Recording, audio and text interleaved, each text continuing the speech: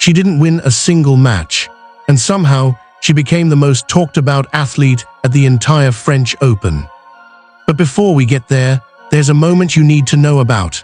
A moment nobody planned, nobody scripted. A moment that turned a first-round exit into something that will be replayed for decades. Hold that thought, because this story starts on red clay, and it ends with a necklace, a little girl's crayon drawing, and a question that will sit with you long after this video ends. Roland Garros has hosted royalty, rock stars, and the greatest athletes in human history. But on the afternoon of May 27, 2026, nobody inside Court Suzanne Lenglen was ready for what walked through that tunnel.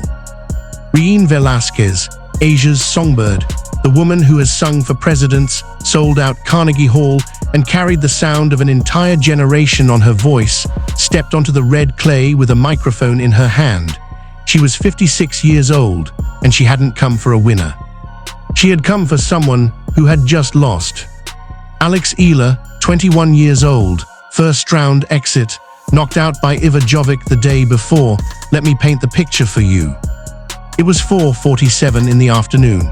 The Philippine flags that had flooded Court 14 just 24 hours earlier, the ones held by fans who had crashed the ticketing system just to watch their girl, were already folded away, packed into suitcases, carried toward the exits. The dream Filipinos had held for Alex had faded quietly into the Parisian breeze. Eala had come back to the venue not as a competitor, but as a fan. She sat in the player's box in a white hoodie, hair pulled back, no makeup, trying her hardest to disappear into the crowd. She needed to remember why she loved tennis, even when it broke her heart. Then the music started. Not from a speaker somewhere overhead, not from the stadium system, from the bassline, close, unmistakable. You raise me up, so I can stand on mountains. The crowd froze, phones shot into the air. Players on court stopped mid-warm-up, turning toward the sound. And there she stood, Regine Velasquez, center court, Roland Garros, singing directly into the stands, singing directly to one person. The cameras found Alex Eala in seconds. Her hand flew to her mouth, her eyes filled before the first verse was even done. This was the woman whose voice had been the soundtrack of her entire childhood, now singing for her on the grandest clay court in the world after a loss. Not a victory, a loss. You raise me up to walk on stormy seas. I am strong when I am on your shoulders. Not a single person in that stadium made a sound. The silence was the loudest applause you've ever heard. When the final note rang out, the crowd erupted, and Regine walked toward the player's box with slow, certain steps. She didn't need a script. She didn't need the microphone anymore. "Alex," she said softly, and somehow the whole stadium heard every word. "This is for you, not because you won, because you fought, because you never gave up, because you reminded us all losing does not make you a loser. Laban, Alex, always." She reached out her hand. Eala stood up on shaking legs, tears falling freely, and took it. "I don't know what to say," she whispered. "You don't have to say anything. Just keep fighting, keep being you, the rest will take care of itself." Then Regine pulled her close, and the crowd, the same crowd that had gathered for a completely different match, chanted her name, not for a trophy, not for a win, for a fighter who refused to disappear. The footage hit 30 million views in 24 hours. 30 million. But here's what the cameras didn't capture, what happened the next morning. May 28th, a quiet café near Roland Garros. The owner, a Filipino expat who recognized them both, cleared the back room, brought out tapsilog and steaming coffee, refused to take payment, and left them in peace. It was the kind of morning that doesn't happen in real life. And yet, Eala had barely slept. The what-ifs were still loud, but sitting across from the woman she'd grown up listening to, she felt something in her chest begin to settle.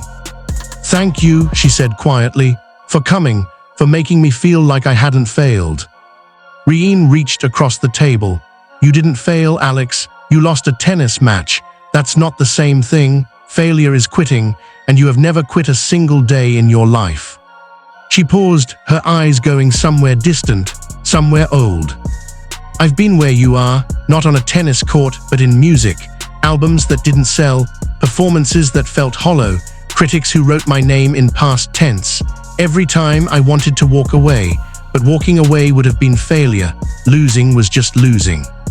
How did you find your way back? Eala asked. I went back to the reason I started. The love, the joy, the faces of the people who believed in me.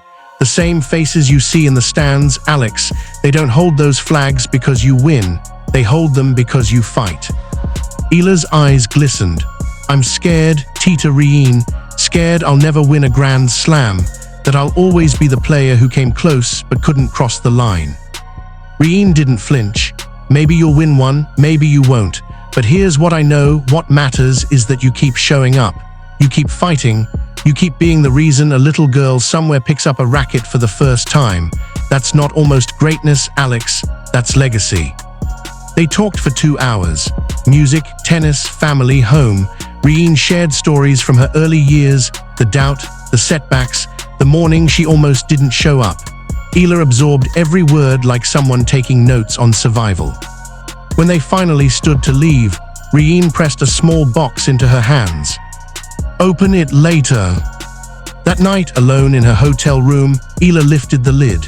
Inside was a gold necklace, a delicate chain holding a small pendant shaped exactly like the Philippine Islands. She turned it over. On the back, engraved in fine script. Laban, always, you are not alone. She put it on, and she didn't take it off for the rest of her time in Paris. Now remember that question I opened with, because this is where it hits hardest. May 29th, Charles de Gaulle Airport, 9:17 in the morning. She was leaving Paris without a single win, but around her neck hung a country, and in her chest, something that felt a lot like peace.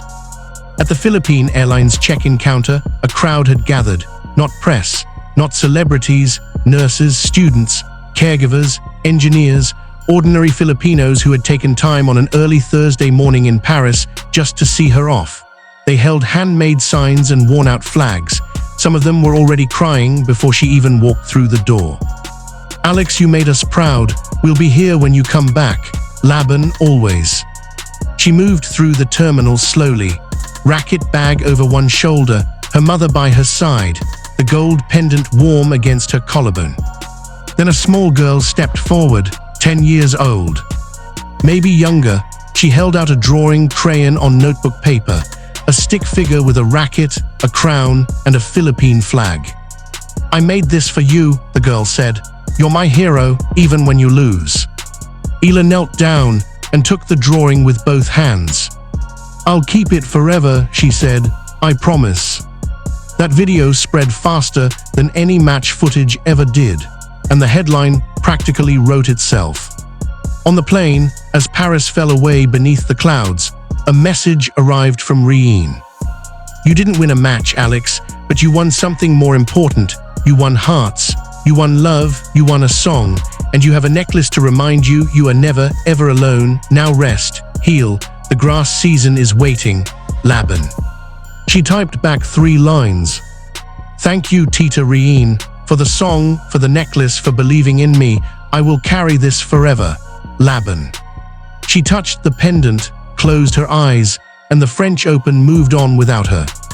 New champions were crowned, new records were broken, but ask anyone who followed Roland Garros in 2026 who they remember most, and they will tell you the same name. The girl who lost in the first round and still left Paris as the most loved athlete in the building. Because Eala had done something no ranking can capture. She had drawn a legend onto a tennis court. She had received a necklace that became her armor. She had reminded the world, loudly, beautifully, without winning a single set, that the scoreboard is not the only thing worth measuring. Laban, always, you are not alone. Those words will outlast every trophy, every defeat, every doubt. They will become the foundation of something larger than one tournament. The legacy of a player who understood that how you carry your losses matters just as much as how you celebrate your wins. So here's the question I'll leave you with. When the next generation of Filipino athletes steps onto the world stage, inspired by the flags they saw in Paris, by the chants from the stands, by a songbird who sang for a first-round loser on red clay, will they remember Eala's victories? Or will they remember the love that made her unstoppable even when she lost? Drop your answer in the comments, and if this story moved you even a little, subscribe to Court Legacy, because we don't just cover tennis here, we cover the moments behind it.